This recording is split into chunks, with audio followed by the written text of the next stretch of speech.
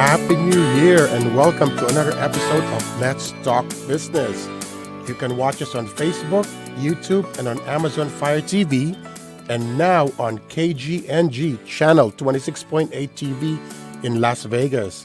Of course, you can always listen to us on our PHLV radio app or get our podcasts on Apple Podcasts, Spotify, and iHeartRadio.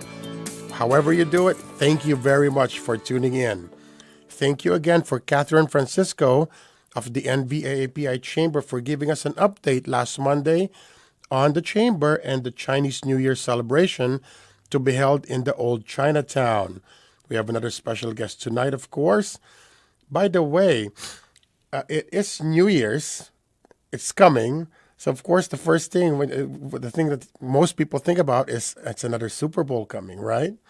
Since Super Bowl is so popular, the 2024 Super Bowl is going to be done here in Nevada, in Las Vegas. And I just wanted to mention that because, of course, they are looking for minority business owners to be part of that. And the Chamber, NVAAPI Chamber, is one of the host committees. So we will come up with some classes on how to get ready for the Super Bowl. The process on how to become a vendor for the Super Bowl. So please stay tuned with that. Also, before we start our show, since it is my first year here in PHLV Radio, I just wanted to give a big thank you to Johan Saison, who has been really such a great partner for bringing you Let's Talk Business. So thank you, Johan. All right, a couple of weeks ago, I did a segment on top things to do for your business at the end of the year. Well, since it's the beginning of the year, let's do the opposite. Here are some suggestions for businesses to do in the beginning of the year. So number one, get your vendor list in place. Update all their contacts. Make sure you have everything right. Meet or at least call them to see if there are any changes or if there are better strategies to improve your process. Number two, consider bonuses or raises for your people. Share your success with them, right? Keeps them loyal, keeps them want to keep on working with you. Number three, back up your computers and mobile devices. Back up your files, get them ready for the upcoming year. And if I can add, make sure you have the proper defense against scammers, of course. A friend of mine who I just met over the Christmas holiday was just telling me their whole year was really affected. Their sales was really affected because a good part of the year they were trying to redo their computer systems because they were a victim of ransomware. Number four, talk to an attorney. Consult about your upcoming strategy or if you have any changes. Number five, talk to your banker. Make sure you're in the right product. See if there's any other ways to save money. Consider other products that can help you. Treasury management, especially if you're in retail. Do you have the proper payroll, for example? Do you have the proper merchant services? Things like that. Make sure you always check your statements. Number six, talk to a financial specialist. How about money strategy? You know, the old saying, right? You need to keep your money working for you. Check your website. Same as your social media. Do a reset. Make changes if needed. Are you trending right? Are you attracting the right people? Are you reaching the right demographic? Things like that. You can consult with a consultant. 8, look at the different processes that you have and see if you can improve it. Is there a better way of improving your inventory system, your marketing, your HR? A lot of different things to look at. Talk to insurance companies. Number 9, get new quotes. Might result into savings. You never know. Do you have the proper insurance? Are you properly covered as a business? And then, of course, lastly, look at other opportunities for growth. Adding a product or a service, or sometimes lessening, right? Get feedback from your clients and employees. What's working, what's not. Complementary products or services that you can add. There you go. So those are some of the things that you can do. And then, of course, I wanted to add, because it is the new year and it's very, very popular, there are Hold on. Sorry, I lost my page. We'll do that later. I was just going to give you some credit tips. There are five credit tips that you can have because, of course, a lot of people's New Year's resolution is to save money and improve my credit. And if I just on top of my head, of course, pay off your holiday debt. Try not to apply too many credits. Of course, you have to have the right balance of using your credit and not, of course, and always check your credit. Make sure everything's correct with it. Okay. So anyway, let's take our quick break, and when we come back, we're gonna meet our guest for tonight. Let's go on our break.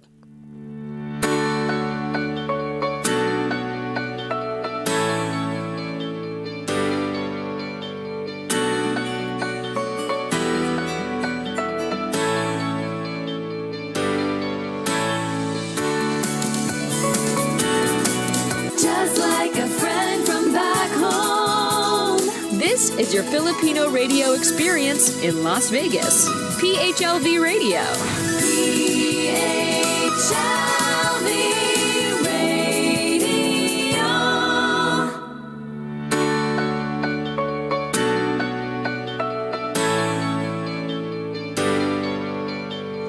Welcome back. So we're gonna bring in our guest for tonight. I'm really excited to do this, and I'll just give you a quick background story. It's so funny. So I was helping her mom with her mom's business, which is so cool. And then I see her mom in a friend's grand opening, and here comes our guest also doing the catering for that particular event. I had no clue that was her daughter. It was just really cool. I was so surprised. Well, her mom looks so young anyway. Looks like they're sisters. But I was like, what? That's your daughter? And now she is a young entrepreneur as well. She is the owner and founder of Tasteful Affairs, a really cool and hip catering service. But I'll let her tell you more about it. They have awesome non-traditional offerings, which I really love. Please meet the owner, May Francis Ilestron. May, good evening. How are you? Hi, Kuya Sunny. How are you? I'm good. Thank you so much for coming in. I really appreciate you joining us tonight. So let's start by having you tell the audience about Tasteful Affairs. What do you do? How long you've been in business? And just give us a little background. Yeah, so Tasteful Affairs it was started through a family gathering. It was actually a Thanksgiving family dinner Nice. that Okay. I put together for my uncle who was recovering from COVID-19. Okay. He was really devastated with the disease, and then we found Sorry to hear that. yeah, but he's recovering really well right now. Good. Yeah, Good to with hear. with the help of his doctors and nurses, he's been doing really well. So we started this just to, have a little elevated experience, give him like a new start of life, and then like a good dinner to celebrate what the Lord has done for his life. Yeah. So we really put together the tables, the home, and then the food also. Yeah. It was not your typical, family style dinner. We wanted to create something different because I was working with my aunt, my cousins, and my brother. And then we let our creative side work all together. And then when that started out, we shared it to Facebook through all of our friends and family. Mm-hmm. And we actually were joking like, hey, let's do this for your next party, But we never really intended to, Become a catering service. become a catering Wow. service like that. That's even better. Yeah. Now, let me ask you, because you have really cool stuff that you do. Mm-hmm. How did you come up with, it's different from your regular hors d'oeuvres, right? Yes. Did you create all of those? Or? Yeah, actually, it's not just me who creates it. It was like really like a family affair. My aunt is the one who likes to cook, so Okay. she would create the dishes. Yeah. And then we would pitch in ideas, maybe we can change the way it looks like this, or, all those different things, but still keeping the essence of having that Filipino food in there. In there, gotcha. Yeah. Yeah. And how long so just last Thanksgiving or the year before? Yeah, actually, last Thanksgiving, we started doing that. And then the following month was my mom's Christmas party for her employees. And then I told my mom, oh yeah, how about you let us take care of the food again and the Nice. setting. So Very we did nice. a little buffet style. And then one of my mom's employees actually came up to us and she said, can you help me with my 50th birthday that I'm celebrating on February? That's the best. I Word said, of okay, mouth. yeah. I said, yeah, we can definitely help you. Let us know what you need and then we'll see what we can do. So Nice. it started from there. So now that you've a little over a year, right? Yeah. What type of events do you do? The Tasteful Affairs serve. Yeah, so we really cater towards intimate family dinners. Okay. Our main thing is doing sit down dinners Okay. where we do plated meals. Okay. But we've also done buffets as well. No kidding. Yeah. I didn't know that because, of course, the 3 times that I've seen you, a grand opening, Yeah. a chamber event, and We- Artsy, another grand opening for a we business. didn't expect those as well because I think they saw the presentation of our tables and the food, so it was translated into a different setting from home to corporate. To corporate, And we yeah. weren't really expecting it to grow that much. You did a great job. The Yeah. Artsy one was awesome with Rachel. Yeah. Okay, so you started the business. It came out from like a Thanksgiving dinner. Yes. But I'm sure you've been thinking about it before. What inspired you to come up with all of these things? Yeah. Like different ideas. Well, to be honest, I'm nowhere near close to hospitality or food industry. Okay. I graduated with a bachelor's in kinesiology from UNLV, so No totally kidding. healthcare related. Okay. And what I was helping my mom with was with her business, which is also in healthcare. Yeah. But I did like making, Filipino desserts like puto flan. Okay. That's one of the things that I like to do. Yeah. And through that small thing, I was able to help my mom market and meet people. That's my kind of like my side of the business also, is like meeting people, talking to Sure, them. sure. So that's part of what Tasteful Affairs also is. We make sure that it's not just a client for us. Like they're a person. We as intimate as their party is, we also want that kind of relationship with them. So we're there with them when they plan and when we execute, and then after also when we ask for feedback. Good. Yeah. Well, you know what they say, right? The best way, especially when it comes to Asians, the best way to do business is to do food, Yeah. right? Yeah. So tell me, can you describe me the feeling now that you've started it, now that you're doing it? How does it feel? Does it feel like, wow, okay, I'm doing this? Have you always wanted to have a business? No, actually, I honestly thought I would just go to work and Yeah. then just work 9 to 5 and then do my thing. But I never really envisioned myself, although I've seen it done by other people. Sure. And I see them thriving, doing their business. I never really saw myself at first to be a business owner. Okay. Yeah, so the task was really daunting because there's I a bet. lot of things I to bet. do. Yeah. and I thought to myself, like, I'm not that mature. I'm not very well versed with starting business and doing plans, meeting with CPAs and all that stuff. Like, I've never done those things. Sure. And I was really afraid to do it. So, but when I knew and I believed that there was a market for it, Yeah. because I've been in Las Vegas since 2014. Okay. And I've been familiar with, Filipino churches, the Filipino community, and almost everywhere you will see Filipino food. There's yeah. parties everywhere. Even when COVID came and halted everything, when everything started opening back up, Yeah.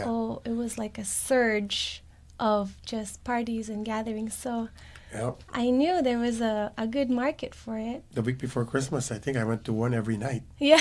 It's crazy. Like, everybody was really But excited. I'm sure you to had meet. mentors. Who was your best mentor for your business? Your mom? I would say my mom. Okay. Yeah. Oh, she's a business owner. So yeah. yeah. Because I saw how she was also struggling when she was starting her business. She did everything on her own. She found all the resources on her own. Yeah. And when I was about to start mine, I was actually scared that, oh, actually, I'm going to start doing things on my own. But I ended up not doing things on my own because, there were, people in the community that was able to Support system. support, yes. That's the best. And I actually want to credit that Filipino Facebook group where I would, ask questions like, "Hey, who do I go to for this kind of thing?" And then Very good. you would get responses for them. Oh, this is the best person to talk to, and all of that. And that is also how I met Miss Kate Torres Recto. Okay, Yeah. of course. And I saw her flyers being posted for a mixer. I said, "Yeah, I'll go here." And it was my first time doing a mixer.